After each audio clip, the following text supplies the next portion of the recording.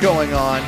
This is City Wrestling Radio, and this is City Wrestling Radio Reviews TripleMania 29. Yes, I am attempting to review TripleMania. It's gonna be fun. Yeah, I'm your host. I'm Corey Smith. Joining me via Zoom chat is my co-host. I mean, I could call you the main roster mate, but I mean, we haven't reviewed anything on the WWE main roster in what, a year? Over a year? Yeah, I would say about that. Yeah, I don't even remember what the last. Oh no, we did not main roster, but we did some retro stuff. Yeah, but yeah. My co-host, Mr. City Wrestling J himself, Jose Oseguera.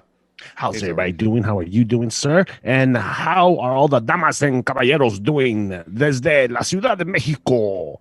We are here for TripleMania. Whoa, it's TripleMania. Yeah, this is my first TripleMania. If you're not surprised. No, didn't you watch Dr. Wagner Jr. and I watched the match. Blue Demon? Yeah. But I don't think we got a chance to actually like watch it was it more all for the way fun through. thing. Yeah, exactly. Yeah. This I watched all the way through. And then that one had English commentary too. And this one, No, you're right. TripleMania. This is my first TripleMania. If you're not surprised, like you said earlier, though, I did watch the Dr. Wagner. What was it, Dr. Wagner? Blue Demon Jr. Which was a fucking brutal match. El hijo del Dr. Wagner, I believe. I mean, they do that all the time. Yeah. You know, there's a junior, which aren't relatives by and large, or they're like nephews, and then there's El hijo, where it's really the son of. Or there's like something 3 junior. Yeah. You know what I mean? Yeah. No, we see a Viano 3. Viano 3 junior. Yeah. At a certain point. So I was like, oh, okay. And then El Hijo del Vikingo. So yeah, no, I mean, overall, TripleMania 29, it's in the books. I mean, what did you think of the show overall, Jose? Fun show.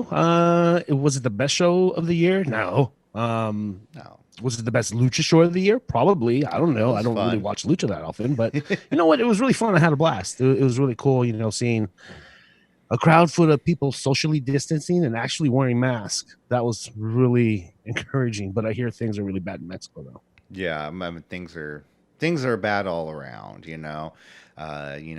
Some of my work actually got canceled because of somebody I know. They're going to go record remotely in Hawaii. They're not going there now. You know what I mean? Mm-hmm, and I actually myself am getting over COVID after getting vaccinated. Son of a bitch. So I mean, I wasn't wearing. You know, I thought I was vaccinated. I was like, oh, you know, go take off my mask or whatever. But no, I still got it. So guys, wear your mask, get vaccinated if you haven't, and do what you got to do to stop the spread. Yeah. Yeah, because worst case for you, what did you do? Spend a couple days at home? I mean, yeah, for me. You know? Better that than in the hospital with a tube down your throat. I'll tell you that much. Anyways, TripleMania 29. We watched the entire show. Like I said, I thought it was a fun show. There was a couple spots I think like throughout the show that were kind of sloppy here and there, but welcome to the world of Lucha. Yeah, exactly. Pretty much, you know, anytime you watch a show like that, and my questions, it's spotty. It's spotty. And I have questions about things like, you know, like why are we into clowns? Why are murderous psycho clowns like the faces of this company? I don't get 100%. It, man. And one is the Border Patrol clown. Wait, what? Border clown. There's Border Clown? Border clown. We'll see him in the Rumble match. Did we? Yeah. Oh my god, I thought I wrote everyone down. I don't even remember writing Border Clown. Oh, you know what? It might have been one of the run-ins. Okay. It was the 6-way. It was the 6-way. Okay. Anyways. Yeah. Let's get into it. We kick off the show. The commentators for the show, what was it? Hugo Savanicic or Savana? God, you gotta help me, brother. These are German words. Don't ask me. Not Spanish. Savanic, let's say, yeah. But he, you know, didn't he used to do WWE? I think so. Spanish commentary, mm-hmm. And he also does the podcast. He did that shoot interview with Andrade. That's right. And Jose Manuel Guillen. Okay. Dude, it's a Euro name that these guys are rocking. we kick it off with them running down the show, giving thanks to the daughter of Antonio Peña and the current owner of AAA Lucha Libre, Miss, I don't know if it's Mrs. Senora Marcela she Peña. actually likes to go by Licenciada. What is that? Maricela Peña. It's like a lawyer degree, or, letting people know that like doctor, you are but educated. Like doctor of the law. Exactly. Yeah. She's just like, I'm doctor of the law. She's out there, and I like how she's just out there in the front row. But at the same time, does she have a dog? I didn't see a dog. I want to say, it was probably just the she looks like she looks like she would have a dog. Yeah. Yeah. Like I imagine a dog with her. Yeah, just like casually stroking a Pomeranian or something. Look at me, Tony Khan. I am your ilk. Yeah. But we kick off the show with the first match, which okay. Well, let's just call this how I'd like to refer to it as the Marvel pregame kickoff. The MCU, MLLU, which is, well, you know what I mean? It was like the Marvel Lucha Libre universe match, and everyone that came out, they had to make sure we knew again. They were like, this is was it like Terror Purple or and this is totally in association with What If Mexico. Exactly. This is, I feel like actually they should shoot an episode of Marvel What If based on this. You know what I mean? Like on the wrestlers, and do like, what if the Marvel universe took place in a wrestling ring. Just saying, Disney, if you want to pay me for that idea, can't go ahead. I guess it's already their idea. But we kick it off with a 6-person tag match, the Marvel Cinematic Universe Lucha Libre match. Okay, so we got Picadura Letal, so aka Black Widow. No, yeah. So ScarJo turned heel. She after suing Disney, this is what it is. That's exactly what it is. And she's joined Venom and Thanos. So what is going on here? Yeah. I don't know. It's crazy. But we had then Venom being played by Black Taurus, and then it was El Viande for Venom. For Venom? Oh, Venioide.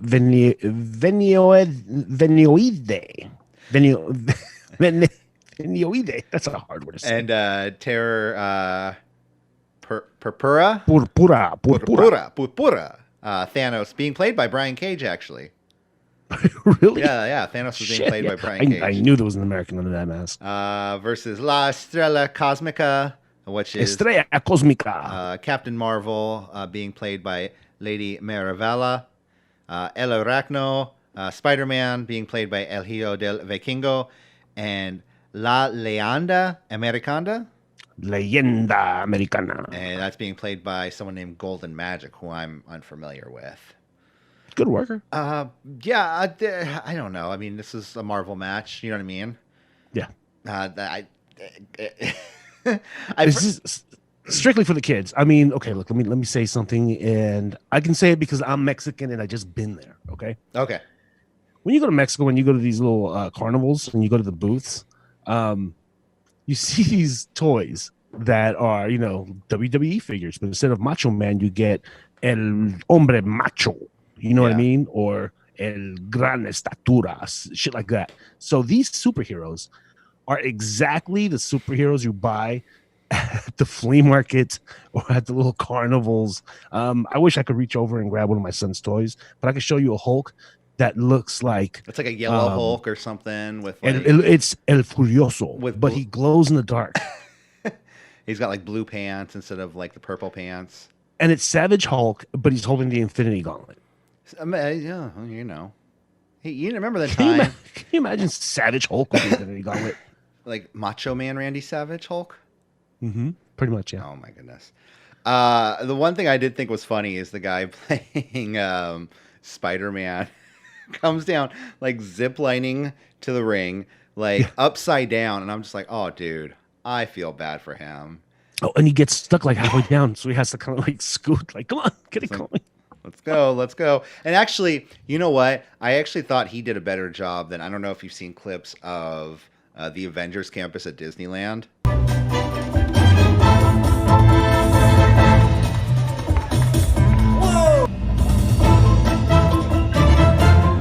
This Spider-Man though, El Arachno.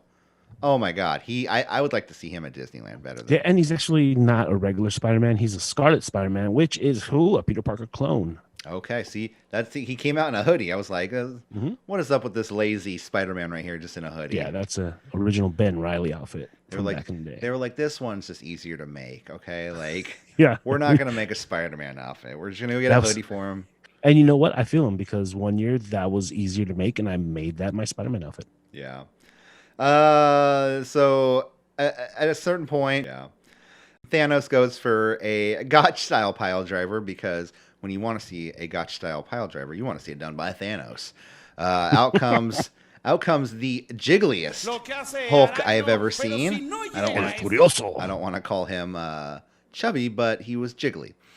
That's when the Incredible Bulk and Thanos stare at each other one-on-one and don't touch each other. But Captain America and Spider-Man get their moves off on Venom, get the pin and the win. And at one point the good guys kill Black Widow, it seems like, no? Well, yeah, you don't turn your back on Disney. That's why. This is what happens. The mouse will send Captain America, Spider-Man, and Captain Marvel after you. Okay? And they were using the Marvel like stamp. Was this a legit, No, Marvel this is a legit okayed? Yeah. This is a legit partnership between Marvel and AAA. Good job. Hey, they know their market. You know what I mean? Like you were saying, they have the knockoff toys wherever you go, and I've seen them before too. Like totally knockoff as hell. And then after the match, oh my God, I think Loki. Oh my God, was it Loki? He wasn't even in green. He was like in silver. No, it was like a greenish background tint. Oh, okay. So and he had like a headband that was gold. So I was like, okay, this is Loki, and it had like the kind of music. He made his presence felt. So in one way or another, Loki is coming to AAA. I just gotta let them know to put that. I gotta put that timestamp. Be like, click here after the Marvel match. Yeah, for after the Marvel match. So that was the Marvel match. Then we move on. We finally get an intro to the show and like the big opening sequence. Yeah, this was actually like the opening of the show. You get a video package of all of the events leading up to TripleMania 29. And then the Rumble match. I don't know exactly what it was called, but I'm going to call it the TripleMania Rumble. It was like called something Brawl. It was sponsored by the company that you see later on in the big screens in the back. Which one? There was Brawl. like 12. It was dude. A Brawl. I'm just saying, like there was 12 companies. Yeah, there was all over the place. Yeah, it's funny because you see in different countries how like wrestling has sponsorships, and I'm just not used to that because I'm used to like AEW and WWE where they don't. I mean, they have sponsorships, but they don't have them on the ring. They do it. Yeah. They do it a little bit different. They'll actually have a Snickers commercial in the middle of the show, involving their superstars. That's true. You had Montez Ford and like Bianca Belair. We just bought one Snickers. What? Mm-hmm. Anyways, Charlotte in the back. Hey, Cricket Wireless is cool. Take it from the Queen. You think she was? That's what she was saying backstage at TripleMania. So Charlotte, let's just address it now. Charlotte was backstage at TripleMania. Why would she be there? Well, I mean, we find out why, but her fiance Andrade is in the semi-main event, and we find out later, Rick joins Andrade in her corner or in his corner. So the one thing though that everyone was kind of mentioning is that she was scheduled to be at a WWE house show in Charlotte, and on Sunday. Well, no, she wasn't scheduled. Let me rephrase that. She was advertised to be there leading up to the show, and she was given the day off. So there's some speculation of WWE just kept promoting her, and they knew she wasn't going to be there. And you got to sell tickets, though, dog. Yeah.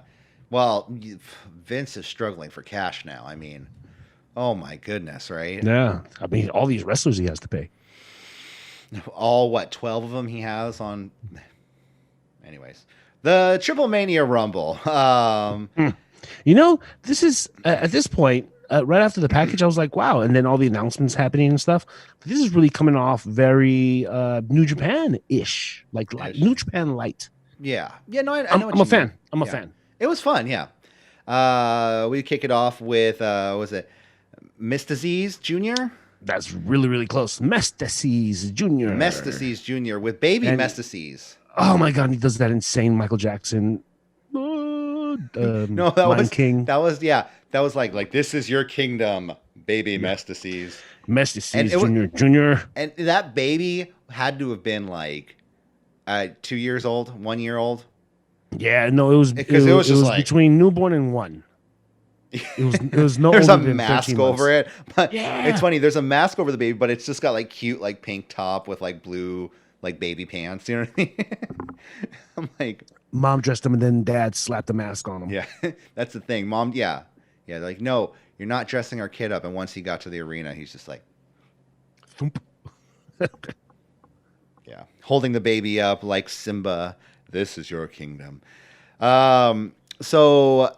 And then Carta Brava Jr. came out as number 2 in the Rumble. Every 45 seconds, another competitor comes out to the ring. So I believe Carta came down with a mask to pay tribute to Super Porky, because that was kind of the ongoing theme throughout the night. Yes. So first off, we get the first introduction to Mr. Big Buff. I should be a wrestler referee. I don't know this guy's name. Hijo de Tirantes. His dad was the original Tirantes. So Tirantes translated is suspenders. So like Mr. Red Shoes in Japan, we have Mr. Red Suspenders, a.k.a. Hijo de Tirantes. Well, Red Shoes Kid wrestles. See? Yeah. Gotta be better than Perry. Gotta be better than Perry. Shooter wrestles. This Suspenders guy, he's just kind of an asshole in some match. Oh my God, we'll get there. But no, in this match, he's like being cheered. You know what I mean? Yeah, like and he's calling it down the middle in this match. I mean, down the, 14 different dividing ways. Yeah. So Carta Brava Jr. and Mystices Jr. Both juniors go at it. Did you know that Mystices actually got his name given to him by the original La Parca? Was this wasn't Sin Cara, was it? Mystices? No, because that mask just looked a lot like Sin Cara's mask. Oh, okay. I know what you're saying. No, it wasn't. No, he goes by something else. What was it? Oh, my God. But it is like something like that. It's something similar to Sin Cara. Yeah. So, first off, it's okay to have a rumble. It's okay to have a 10 count. But I suggest not making the 10 count of your rumble sound like a cheap alarm clock. Because it was just like, yes. Yeah. It was just like somebody needed a sound effect. They're like, what do we do? Oh, hold on. Plug in my phone. I recorded it once. Let's just keep using that loop. Yeah. Oh my, it was bad. Yeah, but what was good? What was that? Is that it was over the top rope, count, 3 count, or submission. And I think DQ. You could get eliminated by disqualification. I think. Well, but nobody got DQ. They kind of ignore the DQ thing altogether. But it was pinfall or submission and over the top rope. Yeah. No, that was cool. I did like that aspect of it. Number 3 was it Aramis? Aramis. Yeah, Aramis. Takes both guys down. That's the thing about this Rumble is like one guy. We're gonna have a little commercial break with my TV behind me. It's a good little edit break. You know what I mean? Nice. One guy would come into the ring. Yeah, one guy would come into the ring and get his moves off, like knock everyone down, and then the next person would come out. They would knock everyone down, until eventually we got to the final 4 or whatever.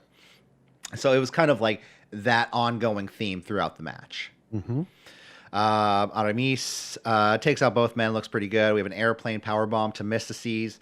And then number 4, Tito Santana. Oh my God. What? He's back. He's back. Oh, wait, that's not Tito Santana. No, that's Tito Santana. I mean, it's Tito Santana, but it's not Tito Santana. Right. Not that Tito Santana. Mm-hmm. But a guy named Tito Santana, a partner to Carta Brava, looking very La Shieldish or El Shieldish, come out to the ring. So they come out to the ring, and then he's the partner, like I said, to Carta Brava. They take out both Luchas in the ring. Number 5, Drago comes out.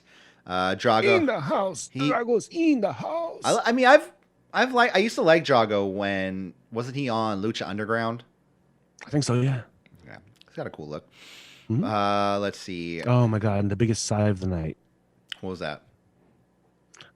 Nino Hamburguesa. The biggest sigh of the night. This is my pick to win the match. Nino Hamburguesa. He's gonna win this. No. Dude, that's Kid Hamburger, right? I know it's Kid Hamburger. Oh my God. Well, you know what? Super Porky, Nino Hamburguesa. I think the Super Porky thing is a WWE thing. No. I think it might be. Hold on, let me trust my computer. They were calling him Super Porky all night, and everyone was referring to him as Super Porky. I mean, I know he went by different names. Yeah. Because originally he's Brazo de Plata, so shoulder of platinum. But let me see. I thought I saw it somewhere. Okay, maybe we'll get to it. Let's continue, and then we'll find it later. Yeah. But I thought I may have read somewhere that it said that during his run at WWF, they changed his name to Super Porky because we know how awesome Vince McMahon is at branding. Yeah. Well, Nino Hamburguesa, I mean, like... Here we go. Yeah, here we go. Plata was hired by the World Wrestling Entertainment, WWE, in 2005 as part of the SmackDown brand's short-lived Juniors division. Plata was billed as Super Porky, paired up with the Minis of Juniors division. But that's when they did a partnership, right? With, was it CM or AAA? Right? It doesn't mention it here, but if he wrestled for AAA the year after. Or no, the same year, 2016. Then that was probably during the partnership. Yeah. Wait, 2016? I mean, 2006. Sorry. 2006. Yeah, 2006. Okay, well, Super Porky was wrestling like far before that in Mexico. Let's see, during this period of time, he was nicknamed Super Porky as a reference to his weight. And this was at CMLL in 1993. You are correct, my friend. Mama said, knock you out. A little bit of research does. Knock you out. No, I'm kidding. Okay. But honestly, Nino Hamburguesa, I mean, he fills the comedy void. You know what I mean? Yeah. His name is just something that bothers me. Same thing with the rap. When they call yourself young or little, eventually you're going to be a 40-year-old rapper and you're not longer young or little. I mean, yeah. Young Bucks. You know what I mean?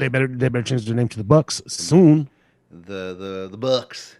What are they? They're like in their early 30s? Where are they from again? Rancho Cucamonga, I think. Rancho Cucamonga Bucks.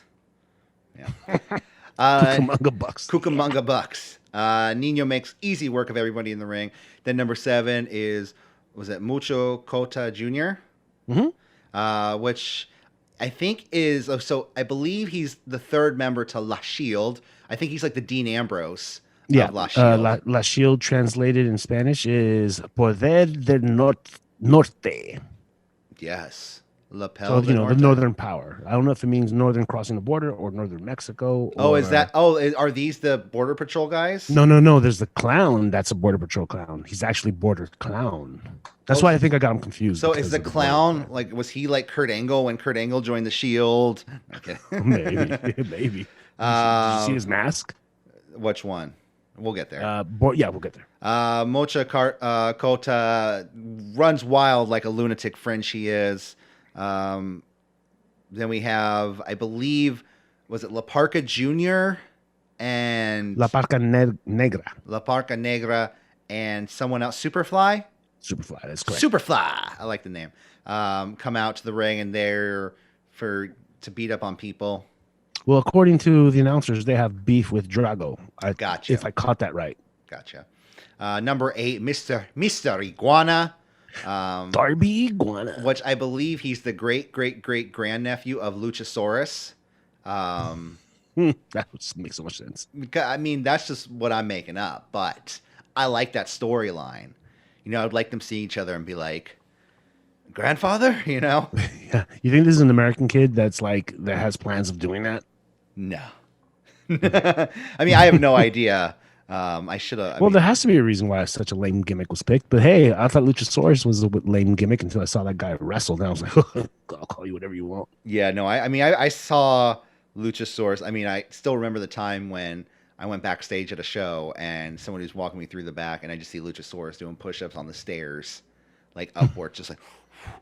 I'm like, excuse me, Mr. Luchasaurus, Mr. EGUA Iguana Luchador. Okay, so Mr. Iguana is he was born in Mexico. Okay. But nonetheless, he went by Mr. Iguana or El Iguana. So let's see. Aramis hits a crossbody on La Parca Negra to the outside and eliminates himself. Almost kills himself too in the process. Which makes sense to me now.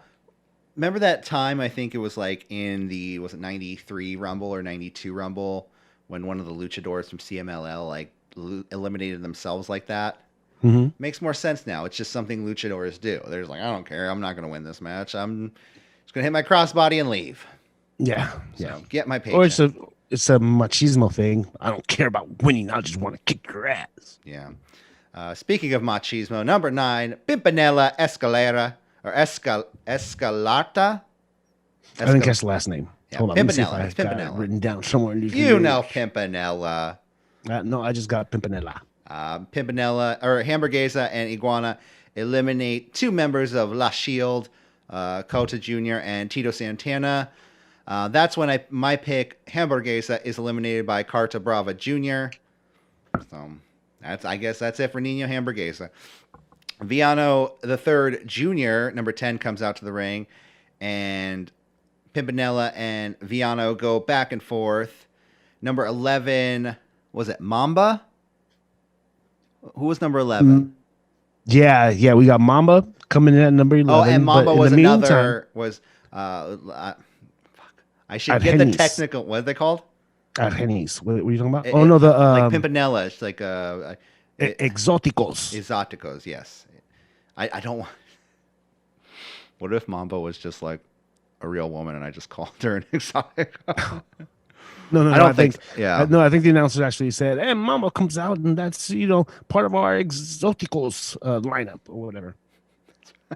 But her and Pimpinella, I guess, have a rivalry. It shows later in the match. Yeah, and in the meantime, we have Octagon Jr. showing up. Yeah, talk some smack on the commentary. He's just like, but he was like, no, I'm just here to hang out. I don't want no beef. Enjoying a good time. It's TripleMania and all that. We're hanging out. I'm in my full gear. I'm just hanging out, man. Yeah. I'm not here to do any. Wait, what'd he say? What? Yeah, that's right. He didn't say anything. All right. I like Viano 3. He's cool. Yeah. What the fuck? What'd you say, Viano? So apparently, then Octagon and Viano are fighting up the ramp. Viano, he was tripped on the top rope and eliminated by Carta Brava Jr. Pimpinella gives Mamba a leg scissors to eliminate them both.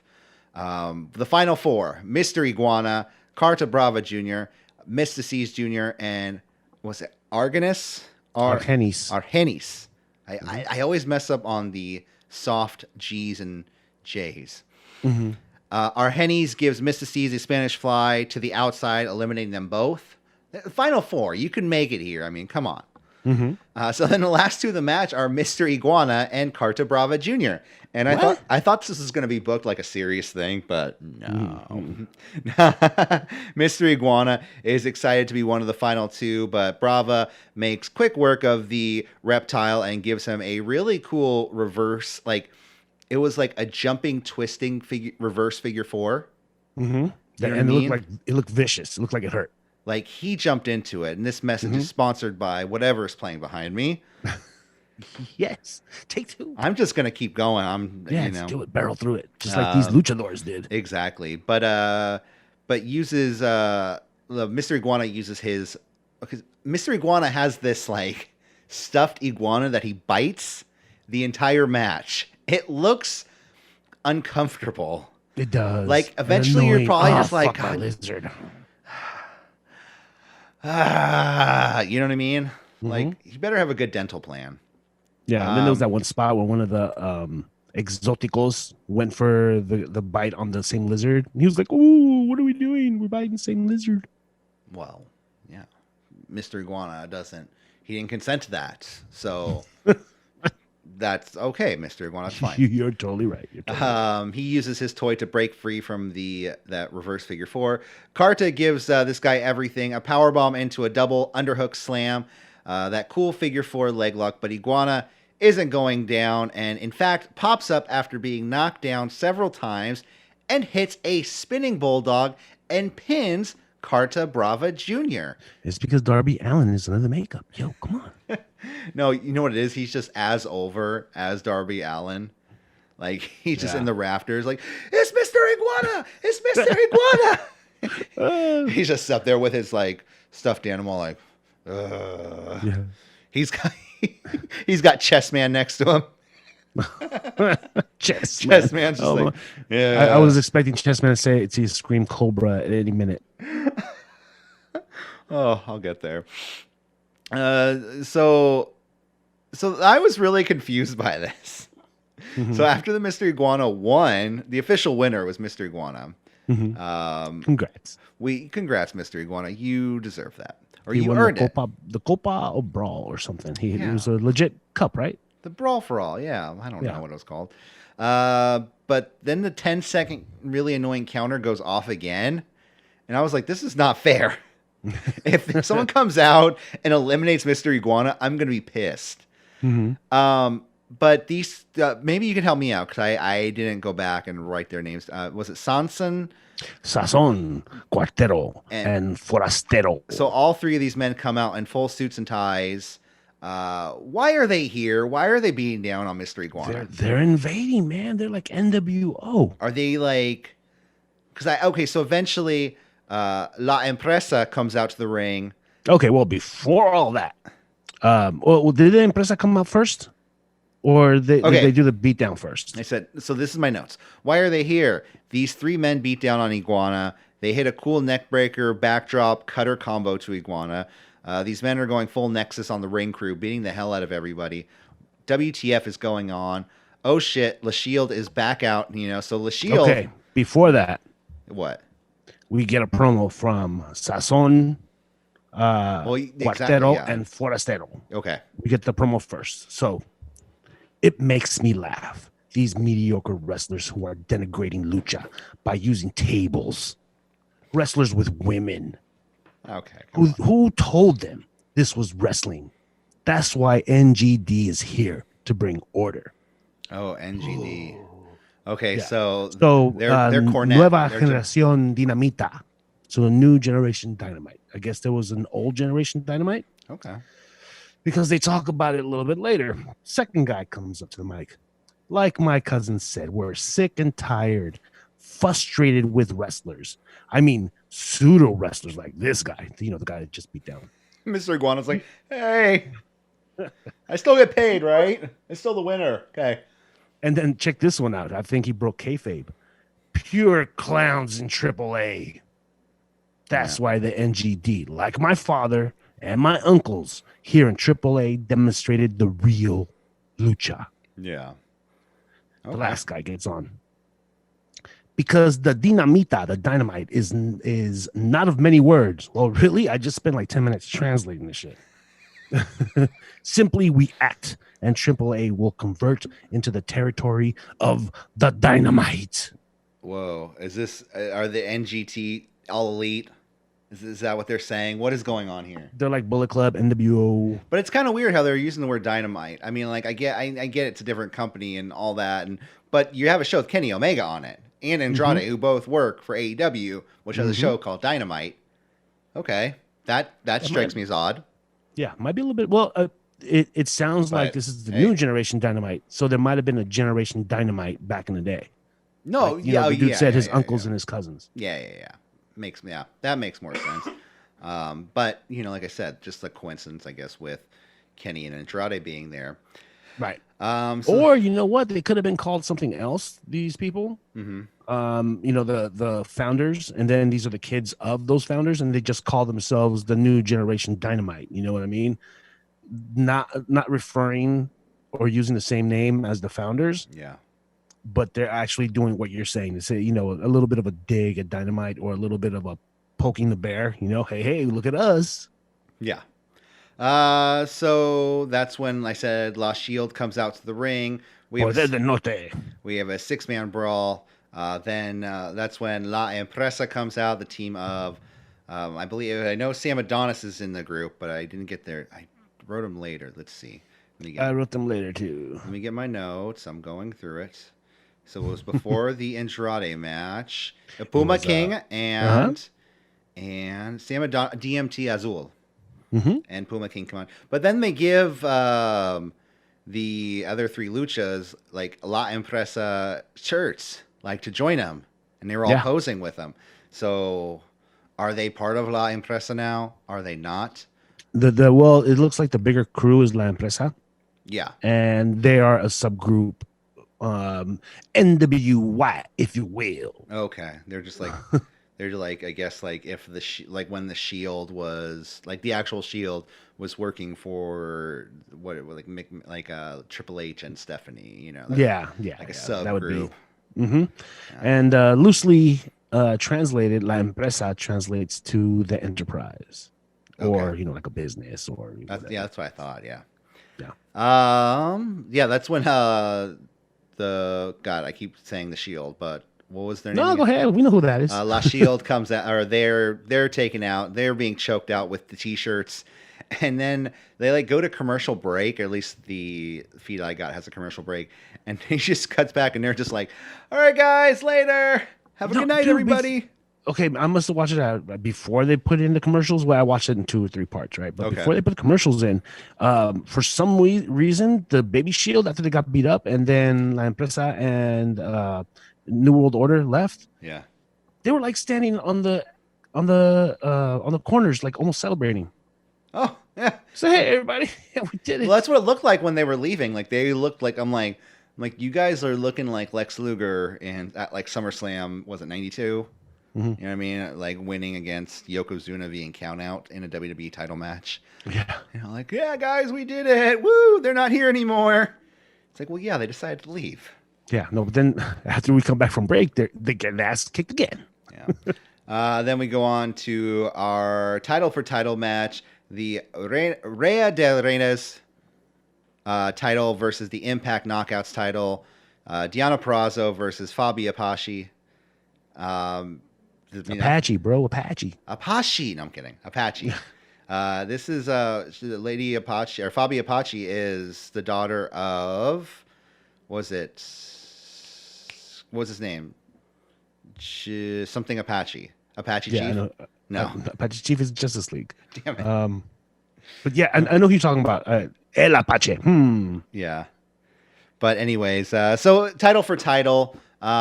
This was a decent match with 2 absolute professionals. And El Hijo de Tirantes is showing his true colors in this match. Mr. Buff Ref. Mr. Buff Suspenders. Okay. This guy, he's getting on this match. I'm like, I don't know what he has against Faby Apache. But man, he's an asshole in this match. I'm just calling it like I sees it. So like I said, this was a good match between absolute professionals, and just to think Charlotte being backstage and to see these 3 women you know what I mean? To see them converse before the match. I'm sure they did, I'm sure Charlotte went up to both of them and talked to them. And I just want to hear their conversations about the match beforehand. Hey, so, what are you guys trying to do out there? What's the plan? Exactly. The referee's going to be a fucking douchebag, Danny Davis style. And we're going to do a whole lot of nothing. Pretty much, yeah. So this match starts. These 2 women go back and forth, exchanging maneuvers and running tackles. Lady Maravilla. Maria. Is it Maria?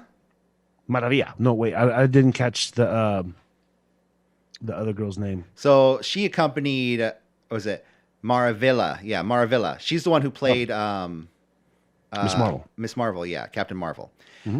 She gets some strikes on Faby Apache when the ref's back is turned, which I don't really know why she waited till the ref's back was turned. When we find out later that the ref is just not fair. Deonna, he's not a good guy. Deonna has control with help of her side person, Lady Maravilla. When Patchy begins her comeback, the ref keeps stopping Faby every chance he gets when she gets a comeback. Every time she continues to strike Deonna, he would like grab her arm and push her back. It's not even like just slow counts. It's like blatant heel ref. Well, I don't know if you're familiar, but in Mexico, there's it's a normal thing to have a rudo ref. It's a normal thing to have two refs, one that calls it down the middle and the other one that's the heel. Yeah. In the same match, counting the same pinfalls. So it's not out of the ordinary. Does it suck? Yes, but it's a regular happening out there. Maybe I just want to know why, like, he's doing this to her. Like, is he just an ass? Like, he's just like, yeah, like, that's the whole thing. Just some referees are just fun. Bad guys and they do bad things. Like, it kind of makes sense I could kind of make a story up, and I did for like the Kenny Omega match, like, okay, maybe he wants Kenny Omega to win because he wants Kenny Omega to be champion and he brings more money. He has a thing about his own people. He's a self-loather. I don't know. But anyways, it's never explained and we don't know why. Well, it's tradition, apparently. Faby hits the Crusader on Deonna, and that's when the ref pulls Deonna to the ropes. We have 3 Germans to Faby Apache, followed by a kick out, double underhook slam to Deonna, and Faby gets on the top rope and gives the ref a Hurricane Rana. The ref gets up and tries to strike her because heel ref. Quick pile driver to Faby by Deonna. She locks in the Venus de Milo and gets the verbal submission, and she is now the Reina de Reyes champion. Dual champion, yeah. So she is now the female belt collector, Deonna Purrazzo. She's kind of making moves in different promotions now. Like, she was in NXT, she left, and now she's in Impact. Won the Impact Knockouts champion. Now in AAA, won their title. So the countdown begins when we're going to see her on Wednesday night, or on NWA. Yeah, NWA Power or something like that. Mm-hmm. Even when things open up more, will we see her? I know it's completely different type of wrestling, but Stardom, like, I know it's not different, but they have. It'll be difficult. It'll be a little different. Mm-hmm. New double champ, and we move on to the next match, the 3-way tag team match for the AAA tag team titles. Lucha Brothers defending their titles against Laredo Kid and El Hijo del Vikingo. And what's up? Yeah, you're good. And versus Taurus and Brian Cage. So, okay, let me say this right off the bat. 2 things. That Joker Penta outfit is dope as hell. He's been wearing it a lot though lately. It's cool. He's getting his money's worth out of it. I'll say that. Yeah, because he paid a good 5 racks for that. Yeah. Another thing. At the beginning of this, I thought Brian Cage and Taurus was a mixed match and it was going to make the match horrible. Really? You know what? It actually added a different dimension to just the regular standard high flyer match. Sometimes these bigger guys can't work with the smaller guys, or the guys that are fast and stuff. They make they boggle the speed and the action. These 2 guys hung in there and they were move for move, even though the moves are a different set. Really cool match. No, I thought both men looked really good in this match, and I mean Brian Cage, this is not his first go around. No, he was Leyenda Americana. Yeah, exactly. I mean, or one of those guys. And he was Thanos. He was okay. But I'm saying, like, not his first go in AAA in general or in Lucha Libre. Like, he worked. I think he worked Lucha Underground for a bit. He worked. Yeah, and didn't TNA let him out for a while? I mean, Impact. He's worked Lucha before, and I think he's trained Lucha. So, good on him. It's good to see him. And that's the thing about the entire night. It's good to see a lot of these guys wrestle different styles, even compared to wrestling in AEW. Like, you see these guys like Brian Cage, Andrade, Kenny Omega, who are wrestling a little differently than they would wrestle on AEW. Yeah, totally. I mean, and same goes with like Japan. Like, you're never going to get the Kenny Omega that was in Japan in the United States in Mexico. Yeah. And vice versa. You're never going to get the same guy. Exactly. So I thought this was my match of the night. I'll be honest. I mean, I'm partial to multi-man matches, but all the men in this match, including the big men, looked really good and worked fast and didn't slow down. Yeah, and we don't watch Lucha very often, and I know Chris Jericho frowned upon this when AEW was first getting off the ground, but the no tag rule, it just it speeds things up and it makes it fun. 3 guys in or 6 guys in it's impossible to take notes though, dude. Or, yeah, it's like there's no like, way, oh, he hit a no move. Now he hit a move. Now he hit a move. Now he hit a move. Like I feel like when we're like taking notes on it, and I'm like doing my first podcast ever. I'm like, he hit a move. Pile driver. He hit a DDT. 1, 2, 3. But no, I know what you mean. It does make it go a little faster and more fun. One thing it's lacking is the hot tag. But you know what? When a match is hot, you don't need the hot tag. So Vikingo and Laredo Kid come out to kind of like a medieval Game of Thrones themes. Hugo Savinovich, or whatever his last name is. Sorry. Just call him Hugo. Hugo is screaming for Penta on the microphone. It's the most annoying thing ever. Lucha Brothers are incredibly over in AAA, more so than anywhere else. So 3 men in this ring at once, and the match breaks down into a 6-way within seconds. Laredo Kid looking good, taking on both Brian Cage and Taurus by himself. Penta hits a series of sling blades to Laredo Kid, which is a move, like I said earlier, even Penta is working differently than he would work in AEW. He looks lighter, right? You think so? I think he looks light. He doesn't look heavier here in AAA. He looks lighter. Oh, he can fly around more. Yeah. No, he just looks it. It's not like he's actually lost weight. No, it's his pace. His pace changes in Mexico as opposed to in the United States. Yeah. There was a cool spot where Vikingo catches Taurus, hits him backwards for a German suplex in the midair. Vikingo and Laredo Kid clean the ring. Both men hit flying maneuvers to the outside. Vikingo slams Phoenix into Taurus, but both Laredo Kid and Vikingo take turns hitting swantons to the stacked men on the outside. Cool. We eventually get an assisted cutter to Vikingo by the Lucha Brothers. Phoenix goes for the top rope, but Laredo Kid pops up, hits a Hurricane Rana. F5 to Laredo Kid by Brian Cage. Yeah, I don't want to say it again, but Ray Phoenix is effing amazing. That's the one person I was kind of let down on this match. Really, he's amazing, but I've seen matches in PWG where he's just oh my god, he's incredible. Well, I mean, look at all these guys because this kid Vikingo, he's a badass too. Yeah, no, that's the thing too. So this was a fun match. Okay, so Penta gets the pin on Vikingo after the Lucha Brothers hit it was an assisted butterfly tombstone.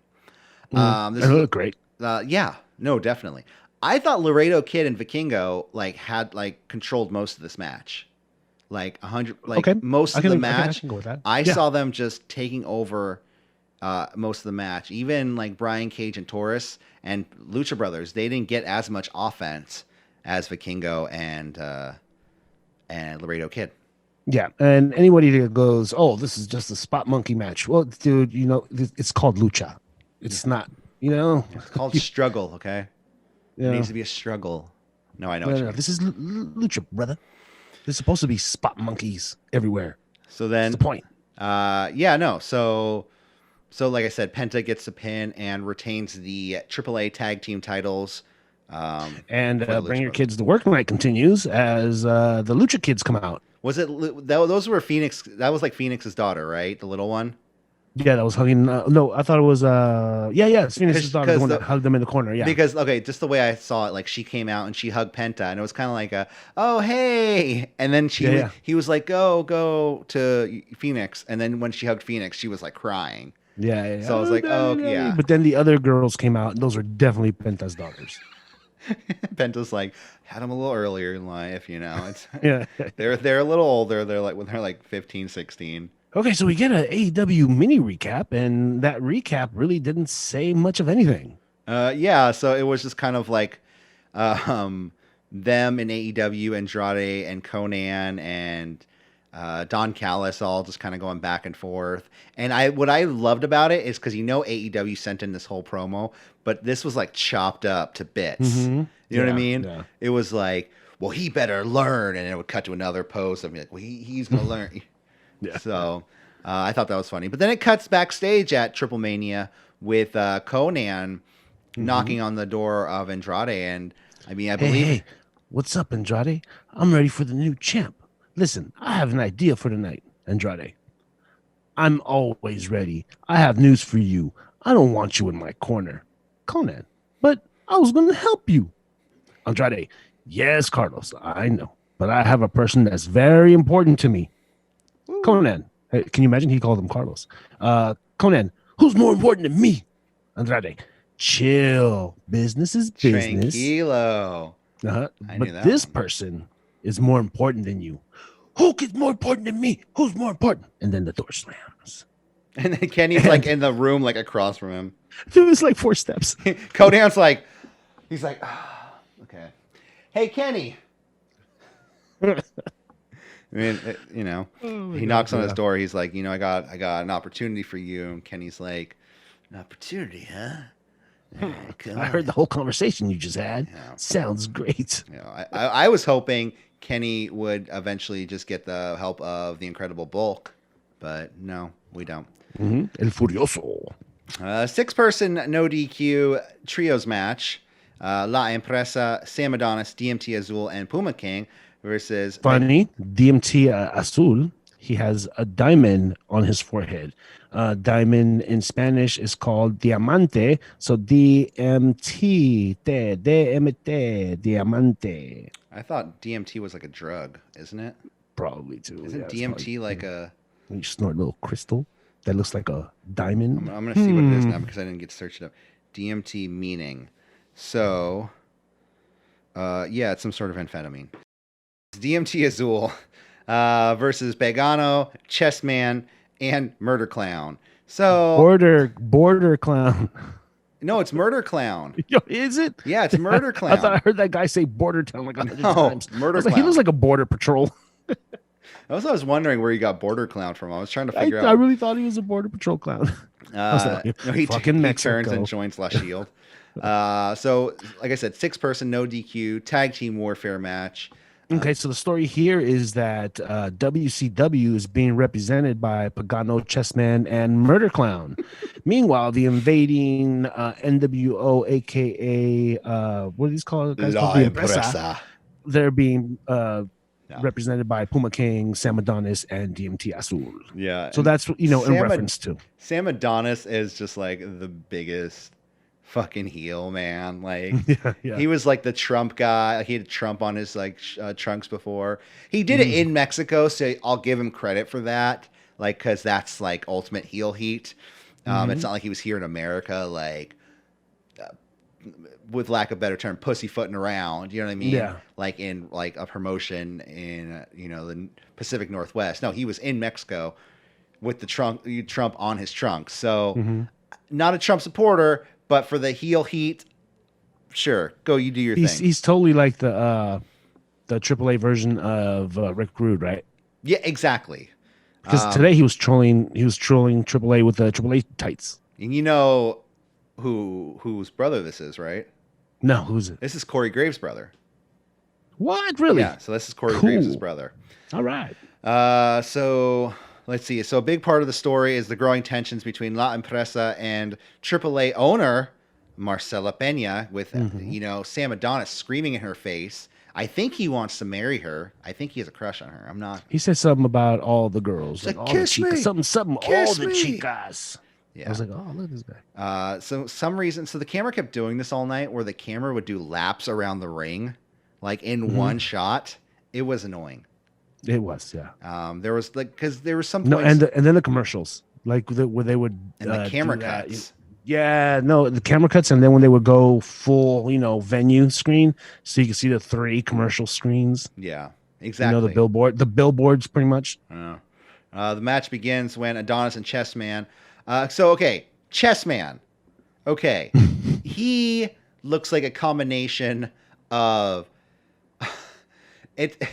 It's like if your single aunt, who just freshly dyed her hair red, and she was a fan of G.I. Joe back in the 80s. She has short hair, she wants to play Sting.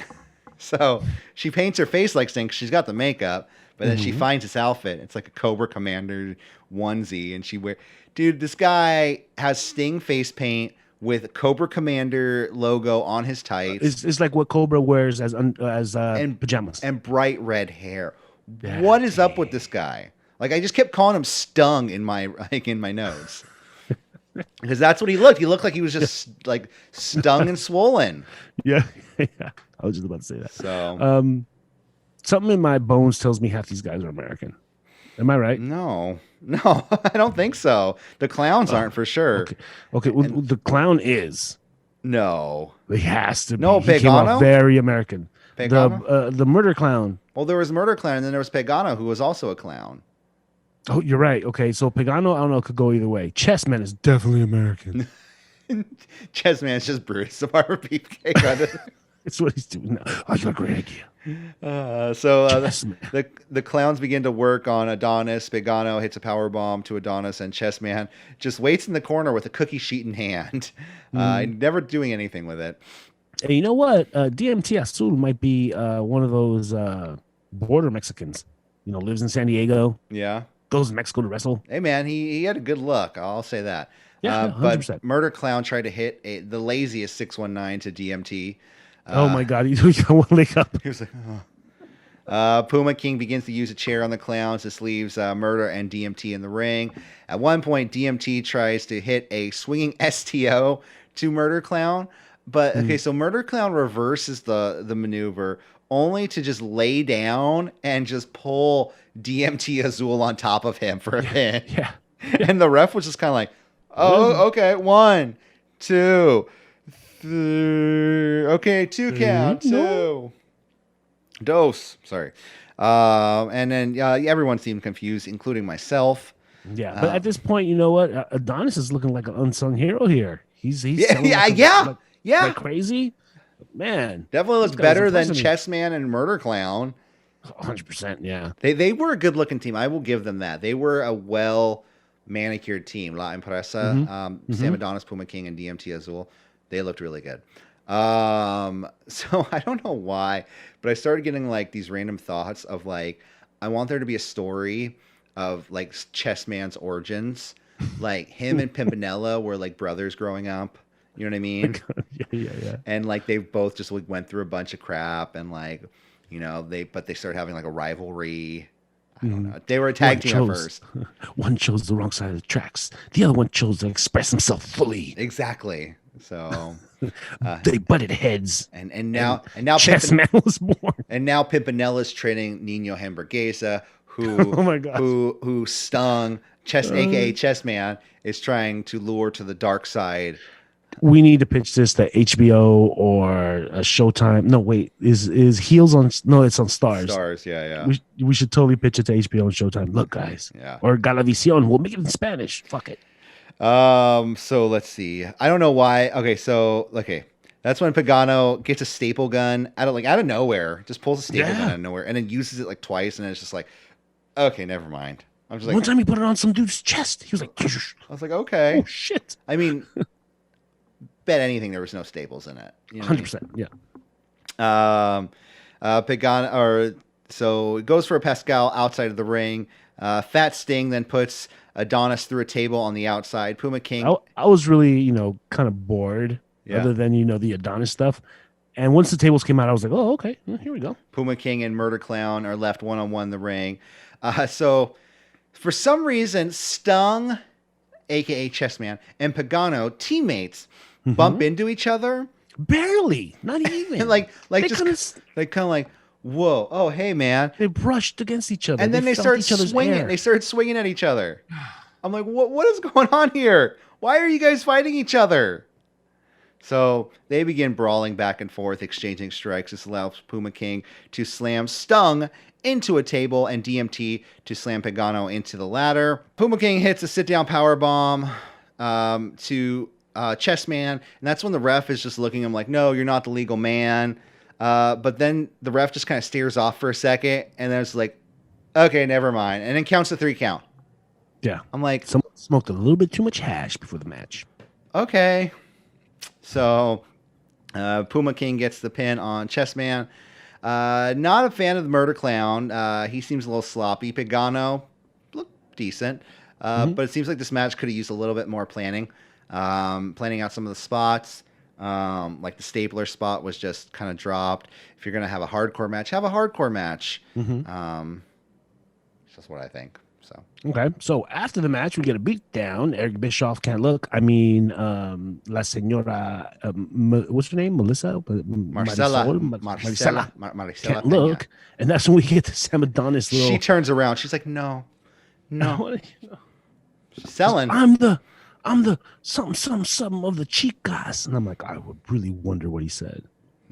Anyway, DMT grabs a microphone and says, so that everyone knows, La Empresa came to end this circus, aka another dig at the clowns, and all you, I'm just going to translate the trash when he talks about the people. And he says, Empresa runs this town, Mexico, the United States, and the world. Wow. La Empresa taking over, man. Well, okay. With the addition of NGD, hell yeah. It was a match. Damn. Yeah, well, that was a match. Yeah. I was kind of bored. Tables came out. I was like, oh, what's happening? And next we have probably the most anticipated match of the night. Andrade El Ídolo versus Kenny Omega, the Super Campeon Mega Championship. So both men come out to the ring. Okay, well, I have a question. Yeah. Since this is the Mega Campeonato, is there a world title that I'm not aware of? No, I think this is the. I thought this was the title. World title. They just renamed it Mega Campeon, or is that just what it's always been? You got me, dude. Everybody out there in podcast land, let us know. Yeah, no, I don't know. I think that's the main world title. Okay. Both men come out to the ring. Kenny accompanied by the recently heel turned K-Dog. Whoa! Pump the brakes. Why is he coming out first? Oh yeah, I forgot. Oh, so the story of this match. I mean, people probably know about the story, the backstage politics of the story. Andrade was supposed to win this match.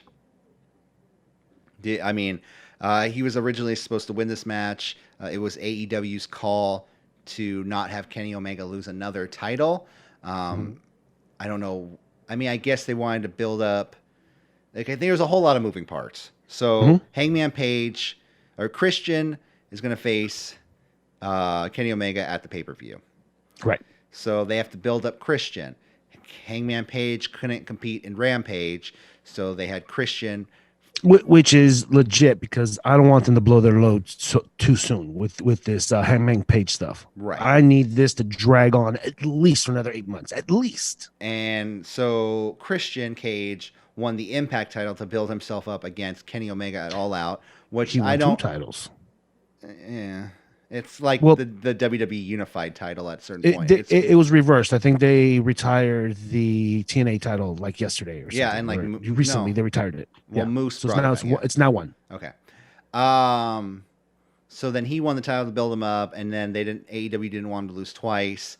I just think that's kind of a bummer for Andrade too. You know what I mean? Kind of like it is. This is the plan for a while, and now Christian. I don't know. You know. Anyways, I felt like if they're going to take the Impact title off him, they might as well take the Super Campeon Mega title.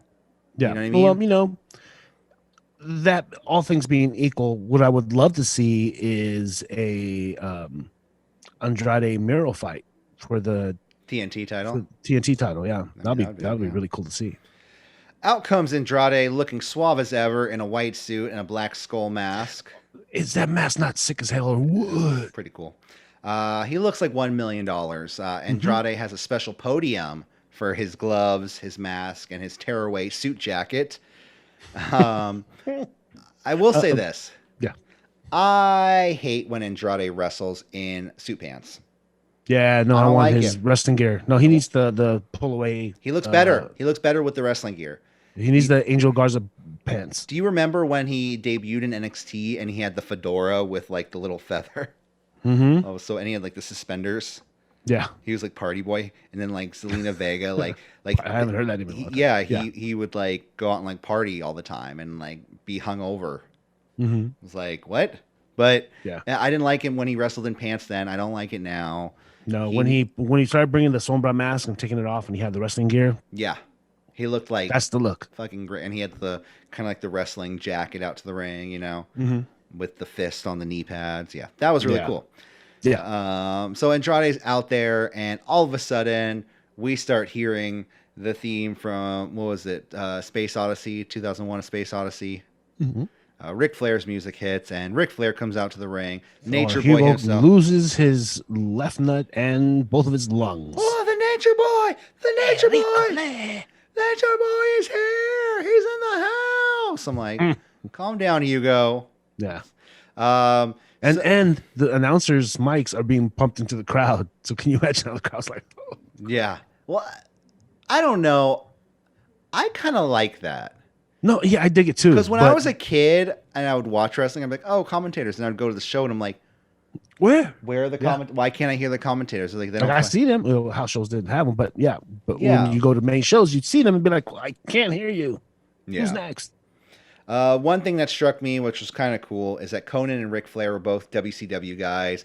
Andrade, a former WWE/NXT guy, who was also signed to AEW. And then you have Kenny Omega, the former IWGP champion, former New Japan Pro Wrestler, who is now the AEW champion and AEW. You know what I mean?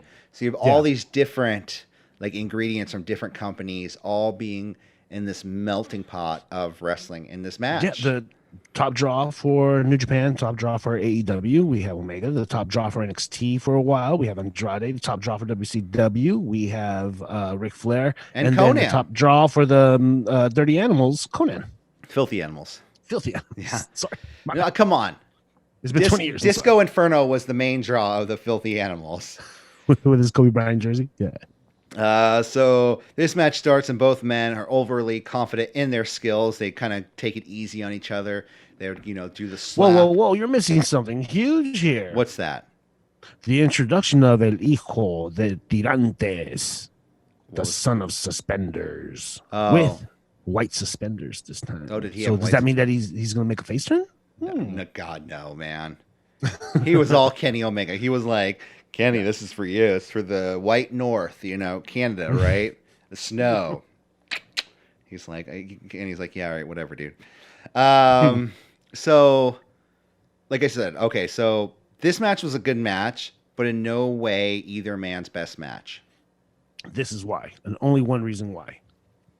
The reason is Hijo de Tirantes. Yes. If it wasn't for all the shenanigans involving the referee, it just took all the air out of the match. All of it. Can you imagine if Andrade did win? We already have a Kenny Omega promo, complaining about Ric Flair, but can you imagine what it'd be like the other way around? I'm disappointed. But that's the reason why. Because of the referee. Other than that, both of these guys worked amazing. It was just the way it was booked. Yeah. Let's see. Where was I? Okay. Beginning of the match. Pulling up my notes and trying to get things in order. Okay. So the match starts, both men overly confident in their skills, taking it easy on one another, kind of doing the spots where, they would go slap and be like, hey, it's all right. Like, take a breather. It's all good. You don't usually get a chance to see Kenny Omega do a Ric Flair strut with a handlebar mustache, but when you do, take time to appreciate it. That's all I hope they use this version of Kenny Omega in the video game. Kenny has control early on in this match. Eventually, Andrade takes over, hits a nice rolling Saito suplex. Omega dodges, not the commercial that's playing behind me. So Omega dodges the running knees and hits a V-trigger to the back of Andrade and goes for the one-wing angel, but El Ídolo fights back and they fall to the outside. There's a lot of cool spots, like the double standing moonsault to Kenny Omega by Andrade. Andrade has Omega pinned. The ref is like refusing to count. You know what I mean? Jay Driller to Andrade. What was that one where he did? I forgot what the move is called. But usually, one guy's on his back, the other guy's on top of him. They usually do the arching thing that and then they turn it around, what have you. Yeah. When Andrade was on top of Kenny. The referee was just watching. He's just like, yeah. He's just like, I'm not Kenny. Yeah. That's not a move. You guys, come on, finish. J Driller to Andrade, followed by a two fast count. The ref taunts Ric Flair, and I felt like Ric Flair legit, because I feel like there's sometimes, like the entire match, Rick was just kind of calm and just kind of like, come on, Andrade, woo. Mm-hmm. And there's a point where the ref but he said something to Flair, and Flair took his jacket and was like, you motherfucker, don't you ever talk to me like that. There's some points where I think Flair gets legit mad. Like, either that or the referee thought better and was like, oh, I got to get Rick involved into this. Let me go talk some shit. Yeah. He's like, because he was just there. Yeah. He was just, well, he played a role at the end of the match. Yeah. But, before all that, it was kind of boring. Both men hit their greatest hits. Back elbow to Omega, which was Andrade's finisher at one point. Kenny hits multiple V-triggers to Andrade.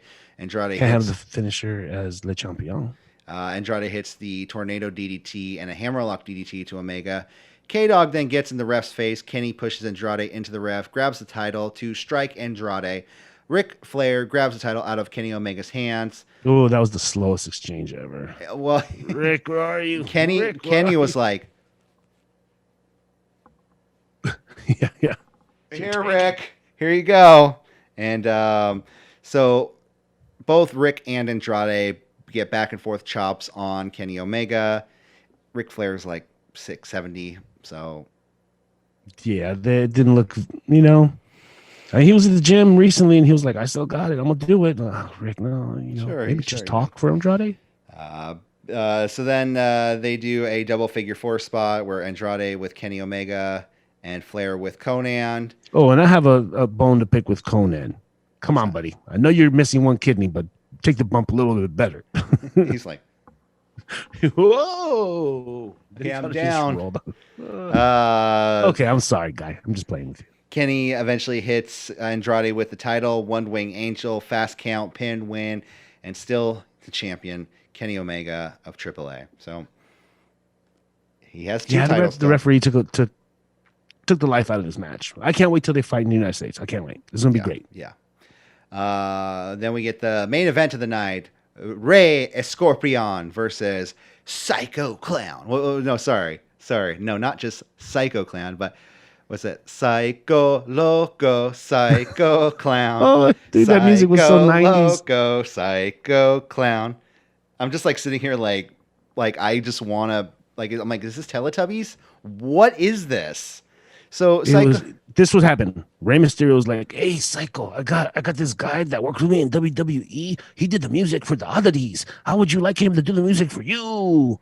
And then Psycho Clown was dude, like, "Pues." The whole clown thing. It's like they're murder psycho clowns, but this guy comes out to like Sesame Street-esque music. Yeah. So, but he's like one of the original clowns. Okay, whatever. I mean, Psycho Clown's way better than Murder Clown. Yeah. So main event time, Psycho Clown, Rey Escorpion, mask versus hair match. Again, I have no idea what the fascination with clowns is, but hey, okay. And it's also bringing your kids to work day, so. Well, they had little mini clowns too, right? Yeah. Rey, who resembles the Wish.com version of Roman Reigns, comes out with Samayano and Los Mercenarios as Samoano is the Samoan. And Los Mercenarios, which I believe is the Mercenaries, Taurus and La Hydra. I don't know her name. I didn't catch it. So then Psycho Clown comes out to the ring, like I said, to the music, which was very shocking. Because when I think Psycho Clown, I think metal or like something dark. Like the Psycho Clown is here to win. Or like extremely the other way, like a circus. Not Psycho Loco. No, we got an 80s pop song. Yeah. A 90s Snickers commercial. Yeah, hold on one second. I gotta. God damn it. This is so annoying tonight. There, new one. I'll play a commercial. Why put a commercial during one of those? That's dumb. I gotta just do the 8-hour ones. Yeah. What is this? Okay. That's a nice one. So yeah, bring your kids to work day. But before we start anything, the announcer, the Mexican Michael Buffer, Miguel Buffer, comes out with a important announcement for all you fans. All you fans, please. Was this the Super Porky? Listen up. Well, it was in memoriam for a bunch of wrestlers who passed away in the last year. Oh, I didn't see that. There were a lot. There was at least 6. A lot to COVID, right? It didn't say. It just said, in memory. Yeah. And I want to say, but you know what? The refreshing part is that they're all really older. Yeah. I didn't see anybody like in their 30s. That is refreshing. So that's very refreshing, Jose. I know, dude. I'm from a grim industry. And then was it like Phantasma was there all night? Was like with the belts, right? Yeah. He's like a commissioner or something. Yeah, that's ELP's dad, right? Is it? Yeah, right. El Santo, what in NXT, right? Sure. Okay. Anyways. El Hijo del El Fantasma, whatever. Anyways, so the Psycho Clowns come out to the ring. Crazy music, Super Porky video package. After that, I felt like this was 3 matches in one. I will say that. It was like kind of like a sloppy start, delving into the hardcore match, which they did have some good back and forth. And then they had a really good like finish to the match. The end of the match was really good. But the beginning, I was fearing the worst for this. Yeah, because like I said, the start of the match was very slow and sloppy. When Ray attacked Psycho Clown during the Super Porky tribute, they battle to the outside into the fans. Do you want me to give you his promo before he bashed him? Oh, yeah, sure. Okay. Scorpion gives his respects to Super Porky pretty much, right? But tonight I have a date with your son, and the date will culminate here. I know some people are talking smack behind my back. Why can't I beat you, they say. I alone have the pants. So I'm guessing the balls. Is Psycho Clown Porky's son? Yeah. Oh, fuck. Okay. Okay. Didn't know that. Yeah, no, I should have filled you in because when he was walking in, they were like just days after, or no, just weeks after mourning his father's passing. He is now dedicating this match to his father, and the jacket had, Brazo de Plata mask on it, and, it was a dedication. Yeah. And then we get Scorpion talking smack. So he alone has the pants, aka the balls. I mean, I saw the pants that had the Super Porky on it. I mean, it's like wearing the pants. I alone wear the pants here. That's what he's trying to say. That's the literal translation. But he's talking about his balls. Okay. He alone has the balls to rid the Psycho Clown. And you know what? He kept saying that's like the thing. That's their You know what? Let me tell you something. You know what? Let me tell you something. Yeah. I congratulate you on your plaque. It's nice. It's your dad, right? It was like a painting. You know what? He goes, tonight. You know what? It's mine, fucker. And that's when he smashes into the thing. Like smashes over his head. I was like, damn, all right. Ray Scorpion, man, he's the head of the table, the tribal chief here, right? Yeah. So that's pretty funny. I like that. So like I said, it was pretty sloppy. The beginning of this match, they battle outside. It's unfair 4 versus 1. Yeah. Into the fans. I'll have to admit, I was kind of looking at the clock, kind of at a certain point, like, okay, when's the show going to end now? Like, if this is how it's going to go, like, I'm kind of over this. Eventually, they get back into the ring, and Ray begins. You forgot to mention who came in with Psycho Clown. Who was that? His kids? It was his sister. You have a sister. Oh, that's right. His sister. And I forgot her name. Something Kong. Lady Clown. Mara Kong? Goya Kong. Oh. Just like was it like the beans? Goya? Yeah. Like, is that done on purpose? Is that a marketing thing? Goya Kong. Well, they have the Marvel the daughter tie-in. of Super Porky. Oh, okay. So they battle on the outside into the fans. It wasn't that great. Eventually, they get back into the ring. Ray goes for the mask of Psycho Clown. That's when the singles match turns into the hardcore match. We get chairs, cookie sheets, and fluorescent light tubes. Ray cuts the head of Psycho Clown. Well, as soon as the mask was ripped, that's just foretelling that he's going to get his forehead cut. So, yeah, he starts cutting his head. Ray Scorpion cuts the head of Psycho Clown. What was like a vegetable cutter or something like that, or like a pizza cutter. What was it? You know what? It wasn't a pizza cutter. It wasn't a pizza weird. cutter. Yeah. It looked like chopsticks or something. I don't know what it was. They're like, well, it's a little blade on a stick, and we just it's called a shank. Yeah, it's a shiv. We just made it backstage. It's fine. The two men. They were really, those chopsticks you give the little kids to train them to use them. Yes, These. I still use those. Nice. Psycho. So he cuts into the head of Psycho Clown, which I thought was a pizza cutter, but I guess I'm wrong. And then later, Clown like grinds a fucking glass bottle into the head of Rey Scorpion, which like it doesn't cut them to the point where they're pouring blood, but that spot where he's grinding the bottle on his head, I was just like, yeah. Yo. He was like scraping it on his hairline too.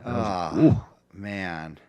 The two men exchanging staggering strikes, and leads us into the finale of the match, which kicks into 10th gear because, oh my God, they're like battling on top of a pile of like debris of the fluorescent tube and bottles.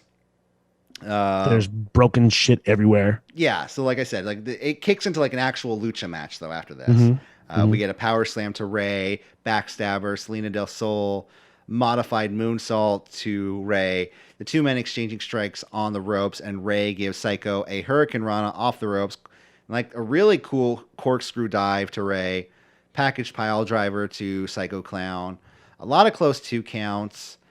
These men like were just going back and forth, completely insane. Spanish fly to Rey off the top rope, but that was cool. Yeah, that was really cool. But then like Rey's buddies get in the ring and break up the count and start beating up on Psycho Clown. And these guys are like going to, I guess they went to like the Prometheus school of henchmen attacking people one at a time, because they literally were like 1, 2, 3, 4, Bang, pow, exactly. Slam. So at this point though, we have the ultimate heel turn of the night. Psycho Clown's sister gets in the ring and hands him a hammer, but then also gives him a low blow when he turns around. Psycho Clown is tossed in the ropes and gives Rey a sunset flip in the pin, though, in the win. So it doesn't really matter. So it's like, I don't understand why the sister turned on him. I thought it was his wife, to be honest. Like, I was like, oh, good for his wife. Like that. And it did look that way. It did come off like that. They seem close. Well, closer than you know. So he gets the pin in the win, and we get the theme song: Psycho Loco, Psycho Clown, Psycho. Yeah. So TripleMania 29 in the books. What did you think of the show? We're not done storyline wise. We're almost done. Yeah. I went through all this work. I'm gonna fucking finish it. All right, so we get Roman Reigns we get El Scorpion on the microphone. Yeah. At first it doesn't work, but then he gets it. Everybody, shut up. Psycho, your sister turned on you because she has bad blood in her. She hates you. That's why she wants to join me. But you know what? I don't want traitors. Samoano, Taurus, we have... And then he grabs his package. Tonight, it doesn't matter. I have sufficient pants. We know what he means by sufficient pants. His huevos. I'll accept this loss, fucker. Because we've been whooping each other's asses for years. Yeah. Daily. You and me were real motherfuckers. And these people saw. Yada, yada, yada. You're the winner. We'll keep being bad mofos now and forever. I accept getting my my cut, but my daughter will do the cutting. Nobody knows how to work scissors for some strange reason, or the clippers. It's true, though. It's true. That's so true. Everybody messes up. What was there was one, it was like X-Pac or something back in the day. A hair match or something. I don't remember. Anytime someone gets clippers in their hands, even Bruce Barber. Oh my God. Every time. They don't put oil on it. I don't know what it is. No, you know what it is because they put oil in their hair. Oh, so it gets all clogged up in the clippers. Yeah. Okay, so then we get a Psycho coming out, and his is pretty, basic. Where my Psycho locals at? This is a sport. This is a sport. A blessed sport is for gentlemen. Sport like you. For Psycho Clowns. Yeah. You said it. We beat each other up. But these are some of the best ass whoopings I've ever gotten from a cabron.